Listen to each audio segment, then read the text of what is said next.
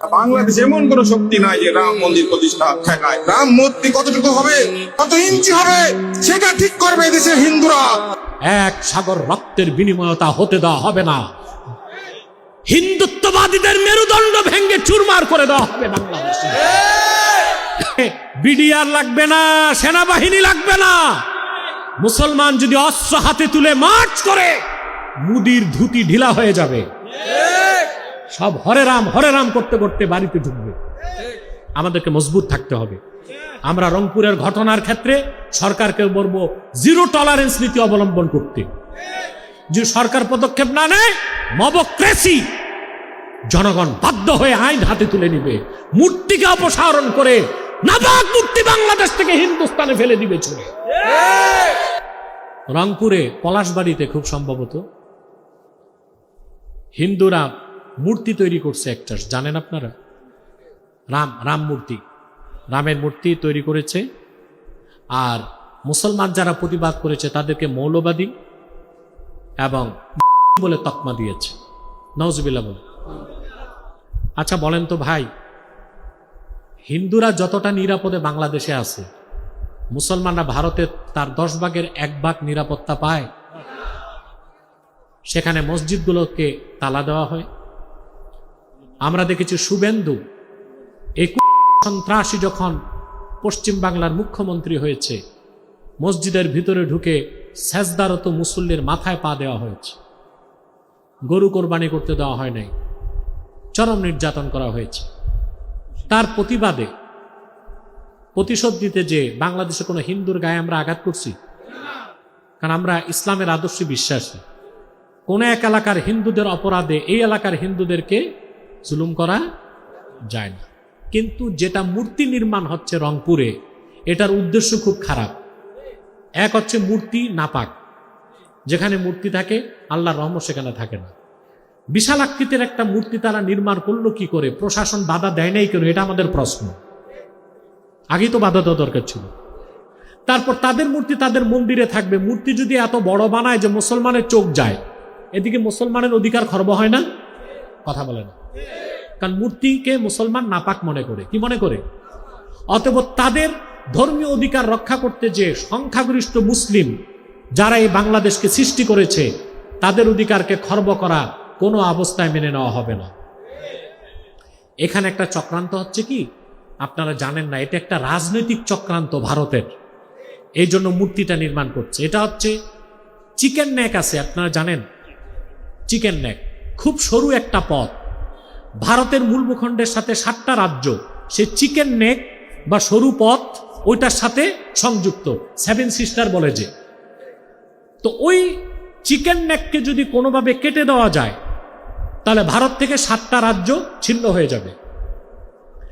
এই ভয় থেকে এই হিন্দুত্ববাদী ভারত সরকার চিন্তা করতেছে চিকেন নেককে প্রশস্ত করতে হবে।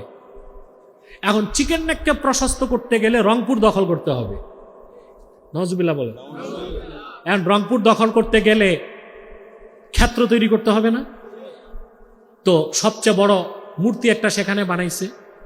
তারপর তাদের প্ল্যান হচ্ছে সারা দেশ থেকে হিন্দুদেরকে সেখানে নিয়ে যাবে, হিন্দু সংখ্যাগরিষ্ঠতা দেখাবে। তারপর এক সময় ওই এলাকার হিন্দুরা স্বাধীনতার দাবি করবে। নওজুবিল্লাহ বলে। সিকিম নামে একটা রাষ্ট্র ছিল, জানেন? সিকিম একটা স্বাধীন রাষ্ট্র ছিল। এই রাষ্ট্রটাকে ভারত দখল করছে। ওখানে একজন মুখ্যমন্ত্রী ছিল লেন্দুক দর্জি। কি নাম? এই লেন্দুক দর্জি ছিল রয়ের এজেন্ট। একদিনে ত্রাস করে লেন্দুক দর্জি সিকিমকে ভারতের হাতে তুলে দিয়েছে। একটা দেশ স্বাধীনতা হারাইছে। তো ওদের চক্রান্ত হচ্ছে রংপুরে মূর্তি নির্মাণ করবে, হিন্দুদের সাংস্কৃতিক চর্চা বাড়াবে, হিন্দু সংখ্যা বাড়াবে, নির্বাচনে তারা জিতে যাবে, কোনো এক সময় তারা স্বাধীনতার দাবি করবে, ভারত তখন হস্তক্ষেপ করবে। এক সাগর রক্তের বিনিময়তা হতে দেওয়া হবে না। হিন্দুত্ববাদীদের মেরুদণ্ড ভেঙ্গে চুরমার করে দেওয়া হবে বাংলাদেশে। আমরা সরকারকে বলবো এই মূর্তি অপসারণ করতে হবে। আর রংপুরের, বাংলাদেশের অংশ রংপুরের ক্ষেত্রে প্রশাসনকে সর্বোচ্চ দৃষ্টি দিতে হবে। পাশাপাশি আমাদের শত্রু আমাদের পাশে, আমাদের তৈরি করতে হবে বাংলাদেশে। বাজেটে বিরাট বাজেট, আমরা সুন্দর বাজেট হয়েছে, শিক্ষা খাতে 1 লক্ষ কোটি টাকার উপরে বরাদ্দ আছে, কিন্তু আমরা চেয়েছিলাম প্রতিরক্ষা খাতেও 1 লক্ষ কোটি টাকা বরাদ্দ থাকুক, যেন আমার দেশে সামরিক কারখানা হয়, তো আমরা তৈরি করব। আর আমি সরকারকে, ইন্টারিম গভর্নমেন্ট ইউনূস সরকারকে বলেছিলাম, বাধ্যতামূলক বাংলাদেশে সকল মাদ্রাসা, স্কুল, কলেজের ছাত্র 18 বছর বয়স হলে প্যারা মিলিটারি ট্রেনিং দিতে হবে। তাহলে বিডিআর লাগবে না, সেনাবাহিনী লাগবে না। মুসলমান যদি অস্ত্র হাতে তুলে মার্চ করে, মুদির ধুতি ঢিলা হয়ে যাবে, সব হরে রাম করতে করতে বাড়িতে ঢুকবে। আমাদেরকে মজবুত থাকতে হবে। আমরা রংপুরের ঘটনার ক্ষেত্রে সরকারকে বলবো জিরো টলারেন্স নীতি অবলম্বন করতে। যে সরকার পদক্ষেপ না নেয়, মবক্রেসি, জনগণ বাধ্য হয়ে আইন হাতে তুলে নিবে, মূর্তিকে অপসারণ করে নাপাক মূর্তি বাংলাদেশ থেকে হিন্দুস্তানে ফেলে দিবে ছুঁড়ে। আপনারা প্রস্তুতি রাখুন, যদি এই দেশে আলেম ওলামা ডাক দেয় আপনারা সাড়া দেবেন ইনশাআল্লাহ। প্রিয় ভাইরা, আমি আজকে সূরা বাকারা থেকে 21 নম্বর আয়াত তেলাওয়াত করেছি। বলুন তো কোন সূরা? জোরে বলেন। কোরআন শরীফের দীর্ঘ সূরা কি? সবচেয়ে বড় সূরা সুবহানাল্লাহি ওয়া বিহামদিহি। তাফসীরের কিতাবে এসেছে, ওয়াকাফা আবু বকর রাদিয়াল্লাহু তাআলা আনহু 8 সানা ফি সূরাতিল বাকারা। সিদ্দিকে আকবরের সূরা বাকারাটা বুঝতে 8 বছর সময় লেগেছে। এত আসতে বললেন? আবু বকর সিদ্দিক রাদিয়াল্লাহু তাআলা আনহুর কত বছর লেগেছে? সহজ কথা, এই একটা সূরাতে আল্লাহ তাআলা কত কথা বলেছেন। সূরাটির শুরুতে আল্লাহ তাআলা মানব জাতিকে 3টা ভাগ করছেন। একদল মুমিন, আরেক দল কাফের, আরেক দল মুনাফিক। মানুষ কয়টা শ্রেণী? এই 3 শ্রেণীর বাইরে চতুর্থ কোন শ্রেণী। সূরা বাকারার প্রথম আয়াত থেকে 20 আয়াত পর্যন্ত এই 3 ধরনের মানুষের আলোচনা আল্লাহ এনেছেন। মুমিনদের কথা বলেছেন, কাফেরদের কথা বলেছেন, মুনাফিকদের কথা। মুমিনদের ব্যাপারে তিনি সিদ্ধান্ত দিয়েছেন, উলাইকা আলা হুদাম মির রাব্বিহিম ওয়া উলাইকা হুমুল মুফলিহুন। যারা মুমিন, বিশ্বাসী, ইমানদার, তারা তাদের রবের হেদায়েতের উপর প্রতিষ্ঠিত আছে, আর তারাই চূড়ান্তভাবে সফল হয়ে গেছে। কাফেরদের ব্যাপারে তিনি সিদ্ধান্ত দিয়েছেন, খাতামাল্লাহু আলা কুলুবিহিম ওয়া আলা সামইহিম ওয়া আলা আবসারিহিম গিশাওয়া ওয়া লাহুম আযাবুন আযীম। অবিশ্বাসী কাফেরদের অন্তরসমূহে আর কর্ণসমূহে আল্লাহ তাআলা মোহর অঙ্কন করে দিয়েছেন, সিল মেরে দিয়েছেন, আর তাদের চোখের সামনে তুলে ধরেছেন পর্দা। তাদের জন্য রয়েছে বর্ণনাতীত কঠিন বড় শাস্তি। বলেন নাউজুবিল্লাহ। তারপরে আল্লাহ তাআলা মুনাফিকদের ব্যাপারে বলেন, ফি কুলুবিহিম মারাদুন ফাযাদাহুমুল্লাহু মারাদা ওয়া লাহুম আযাবুন আলীমুম বিমা কানু ইয়াকযিবুন। আর যারা মুনাফিক, তাদের অন্তরসমূহে আছে রোগ, বিমার, অসুখ। সে রোগ হচ্ছে মুনাফিকির রোগ। আল্লাহ তাদের এই রোগকে বৃদ্ধি করে দেন। তাদের জন্য রয়েছে কঠিন শাস্তি, কারণ সত্যকে তারা মিথ্যা প্রতিপন্ন করেছে সেই জন্যে। তা মানুষ কয় শ্রেণী? মুমিন, মুনাফিক, 3 নামে সূরাও আছে, সূরা আল মুমিনুন, সূরা আল মুনাফিকুন, সূরা আল কাফিরুন। মাইকম্যানটা কোথায়? সাউন্ডটা আরেকটু পরিষ্কার করো, ইকো থাকবে না, ইকো টিকো বন্ধ করো, শুধু পিওর সাউন্ড থাকবে, কম হোক পরিষ্কার হোক। তা আমরা যারা এখানে বসে আছি 3 শ্রেণীর বাইরে কেউ আছি? তবে আমার বিশ্বাস অধিকাংশই মুমিন। কাফের অমুসলিম থাকতে পারে, কারণ অমুসলিমরা আমাদের ওয়াজে আসে। আর মুনাফিক থাকাটা তো একেবারেই স্বাভাবিক, ঠিক কেন? তো মানুষ কয় শ্রেণী? মুমিন, মুনাফিক, কাফের। 3-এর বাইরে কোনো মানুষ। আমাদের হতে হবে কি? জোরে 1 থেকে 20 নম্বর আয়াত পর্যন্ত তিনি এই কথাগুলো বলে 21 নম্বর আয়াতে প্রথম নির্দেশ করলেন। সুবহানাল্লাহ।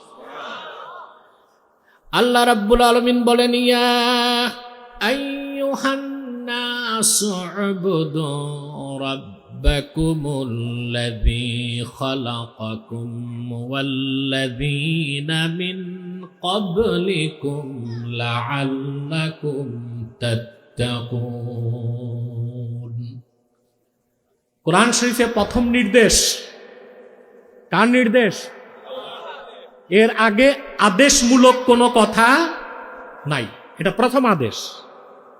আল্লাহ বলেন, হে মানব জাতি, তোমরা তোমাদের রবের ইবাদত করো। সুবহানাল্লাহ বলবেন না? আল্লাযী খালাকাকুম, যিনি তোমাদের সৃষ্টি করেছেন, ওয়াল্লাযীনা মিন ক্বাবলিকুম, তোমাদের পূর্ববর্তীদের সৃষ্টি করেছেন, লাআল্লাকুম তাত্তাকুন, যারা তোমরা জাহান্নাম থেকে বাঁচতে পারো।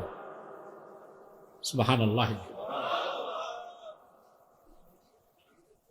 আমরা প্রত্যেকেই ইবাদত বুঝি, তবে পুরা বুঝি না। আর অধিকাংশ লোক ইবাদত বুঝলেও হাকিকতে ইবাদত বুঝি না। ইবাদত বুঝা এক জিনিস, আর ইবাদতের হাকিকত বুঝা, কথা বলেন, আরেক জিনিস। দেখুন, বিষয়টাকে সহজ করে বুঝাচ্ছি। প্রত্যেকটা মানুষের জীবনে 3টা প্রশ্ন আসে। কয়টা? আপনারা যা দাঁড়ায় আছেন, আল্লাহর হস্তে বসেন। আর বিনা কারণে একটা মানুষও উঠবেন তো দূরে থাক, মাথাটাও নাড়বেন না। আমরা একসাথে মুনাজাত করে গুনাহ মাফ করে বাড়ি যাব। কে কে হাত তুলে দেখা? হাত লম্বা করেন। বসেন, কেউ দাঁড়িয়ে থাকবেন না, বসে যান। কয়টা প্রশ্ন আসে? প্রথম প্রশ্ন, আমি কে? আমার কি পরিচয়? সুবহানাল্লাহ। আমি কে, আমার পরিচয়টা দিয়েছে নিখুঁতভাবে আল্লাহর কোরআন। কোরআনকে বাদ দিয়া যেটা আছে পৃথিবীতে, বিজ্ঞান এবং দর্শন। একটা বিজ্ঞান আর একটা কি? ধর্ষণ না, দর্শন। বিজ্ঞান হচ্ছে দর্শনের একটা অংশ। এই দর্শনের ইতিহাস 3000 বছরের পুরনো। কত হাজার বছর? বিজ্ঞান ও দর্শন মানুষের আত্মপরিচয় তুলে ধরতে পারছে ভুল। যেমন গ্রিক দার্শনিক ছিল সক্রেটিস, নাম শুনছেন? কথা বলেন। যীশু খ্রিস্টেরও জন্মে 350 বছর আগে প্রাচীন গ্রিক দার্শনিক সক্রেটিস, তার একটা কথা আপনারা পড়ছেন, নো দাই সেলফ, নিজেকে চিনো। নিজেকে কে বলছে? আমি খোঁজাখুঁজি করলাম যে সক্রেটিস তো ছিল মূর্তি পূজারী, এত সুন্দর কথা পেল কই? কথাটা তো সুন্দর, নো দাই সেলফ, নিজেকে জানো। খুঁজে দেখলাম প্রাচীন গ্রিক একটা মন্দির ছিল, ডেলফি মন্দির। ওখানে সক্রেটিস পড়তে যে লেখাটা পেয়েছে, নো দাই সেলফ, নিজেকে চিনো। চিন্তা করলাম ওই মন্দিরে কথাটা গেল কোত্থেকে? খুঁজে পাইলাম যুগটা ছিল আল্লাহর পয়গম্বর দানিয়াল আলাইহিস সালামের যুগ। দানিয়াল নাম শুনছেন? খ্রিস্টানরা ওনার নামকে বিকৃত করছে, বাইবেলে ওনাকে বলে ড্যানিয়েল। কি বলে? ড্যানিয়েল। হযরত দানিয়াল যখন বাইতুল মুকাদ্দাসে ছিলেন, কষ্ট হচ্ছে আপনাদের না? কথাগুলো মাথায় ঢুকতেছে? তখন পারস্যে একজন অত্যাচারী রাজা ছিল, নেবুচাঁদ নেজার। ইতিহাসে তার নাম বখতে নাসার, কিন্তু বাংলা ইতিহাসে তার নাম লেখছে কি? নেবুচাঁদ নেজার। তখন প্রচুর বনি ইসরায়েলের আলেম সাগর পাড়ি দিয়ে চলে গেছে গ্রিসে। কোথায়? তাদের কাছ থেকে ডেলফি মন্দিরের লোকজন এই দামি কথাটা পেয়েছিল, নো দাই সেলফ, নিজেকে চিনো। তাহলে বোঝা যাচ্ছে বিজ্ঞান ও দর্শনের ভালো যতটুক, ওটা মানুষের অর্জন না, ওটা কখনো কোনো না কোনো একদিন আসমান থেকেই এসেছিল। যদিও বা পরবর্তীতে তাওরাত, ইনজিল, Bible, Old Testament, New Testament নষ্ট হয়ে গেছে, ধর্ম দুইটা বিকৃত হয়ে গেছে, নকল হয়ে গেছে, কিন্তু তখন যে কথাটা তারা পেয়েছিল হযরত দানিয়ালের শিক্ষা থেকে। কথা বুঝতেছেন? এই যে নো দাই সেলফ, মাইকম্যানটা আমার মন মতো মাইক দিতে পারলো না, আমার আওয়াজ কানে লাগবে কেন? আওয়াজটা বলতেছি কমাও, সফট করো। নস্টালজিয়া তো ভালো না, সাউন্ডটাকে সফট করে দাও। এই দিকটা কান, আপনারা কথা বলবেন না, আমি আস্তে আস্তে বলি। নো দাই সেলফ, নিজেকে চেনো। সক্রেটিসের এই কথার উপর গড়ে উঠল দর্শন শাস্ত্র, ফিলোসফি। বয়স পার হইল দর্শনের 3000 বছর। কত বছর? নিজেকে চিনো, এই মূল মন্ত্র ধারণ করে দর্শন শাস্ত্রের মাধ্যমে মানুষ কি পরিচয় পেল নিজের? কোন এক দার্শনিক বলেছে মানুষ হচ্ছে যৌন নির্ভরশীল জীব। নওয়াজবিল। অর্থাৎ মানুষের সৃষ্টির উদ্দেশ্য একটাই, যৌন কাজ করা। কোন এক দার্শনিক বলে দিছে মানুষ হচ্ছে ইতর প্রাণী, তবে বুদ্ধিমান। নওয়াজবিল। দর্শন চর্চা করে এই পরিচয় মানুষ পাইছে। পেতে পেতে আসলো ইংরেজ আমলে চার্লস ডারউইন, নাম শুনছেন? নো দাই সেলফ, নিজেকে চিনো। এই চিনতে যে সক্রেটিসের উত্তরসূরি ডারউইন নিজেকে চিনল, সে একটা বানর। কি চিনল? সে একটা বানর, কারণ সে বলছে থিওরি অফ এভোলিউশনে, বিবর্তনবাদে, যে বিবর্তনের মাধ্যমে বানর থেকে, শিম্পাঞ্জি থেকে, ওরাং ওটাং থেকে পরিবর্তন হতে হতে মানুষ হয়েছে। নওয়াজবিল্লাহ বলবেন না? তাহলে সক্রেটিস বলে গেল নো দাই সেলফ, নিজেকে চিনো। আর তার উত্তরসূরিরা চিনল নিজেদেরকে, কেউ ইতর প্রাণী, কেউ যৌন নির্ভর প্রাণী, আর ডারউইন চিনল বানর। নওয়াজবিল্লাহ বলবেন না? এ হচ্ছে দর্শনের ইতিহাস। মানুষের আত্মপরিচয় দর্শন আর বিজ্ঞান দিয়ে পাওয়া যায় না। আমি কে, এটার জবাব কোরআন শিখাই দিছে। যদি প্রশ্ন করা হয় আমি কে, কোরআন কারীম আল্লাহ তাআলা বলেন ওয়ালাকাদ কাররামনা বনি আদামা ওয়া হামালনাহুম ফিল বাররি ওয়াল বাহরি ওয়া রাযাকনাহুম মিনাত তাইয়্যিবাত। আল্লাহ রাব্বুল আলামিন বলেন, আমি মানুষকে সৃষ্টি করেছি, বনি আদমকে আমি রেসপেক্টেড করেছি, সম্মানিত করেছি, গোটা সৃষ্টির মধ্যে শ্রেষ্ঠত্ব দিয়েছি, জল এবং স্থলে তাকে কর্তৃত্ব দিয়েছি, আর এই জমিনের সবচেয়ে দামি খাবারগুলোকে তাদের জন্য রিজিক বানায় দিয়েছি। তা আমি কে? আল্লাহর শ্রেষ্ঠ সৃষ্টি, বেস্ট ক্রিয়েশন অফ অলমাইটি আল্লাহ, সর্বশক্তিমান আল্লাহর শ্রেষ্ঠ সৃষ্টির নাম কি? বিজ্ঞান দর্শন থেকে এটা পাওয়া যাবে না। এই পরিচয় দিবে